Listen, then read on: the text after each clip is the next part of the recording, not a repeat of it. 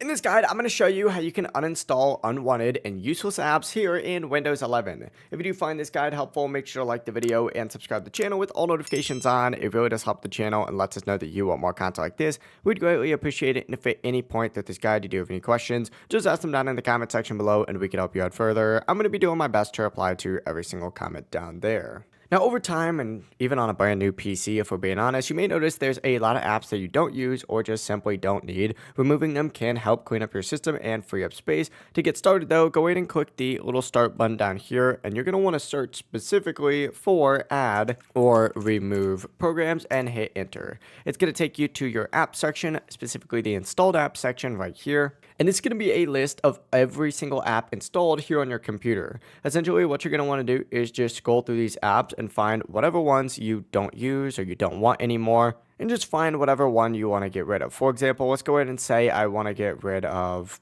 I guess, Wand, right? This Wemod program right here. You'd essentially select the three dots right next to it and then go ahead and select uninstall. From here, you'd confirm one more time by selecting uninstall again, and it would go ahead and uninstall. Now, just keep in mind, some third-party apps may open their own uninstaller. Just follow the on-screen steps to complete the process, but it really is as simple as that. You just go through here, find whatever apps you don't want anymore, and just uninstall them this way. If you guys do have any questions, just ask them down in the comment section below and we can help you out further. I'm going to be doing my best to reply to every single comment down there. Before you do leave this guide though, make sure to like the video and subscribe to the channel with all notifications on. It really does help us out and lets us know that you want more content like this. We'd greatly appreciate it. Have a great rest of your day though.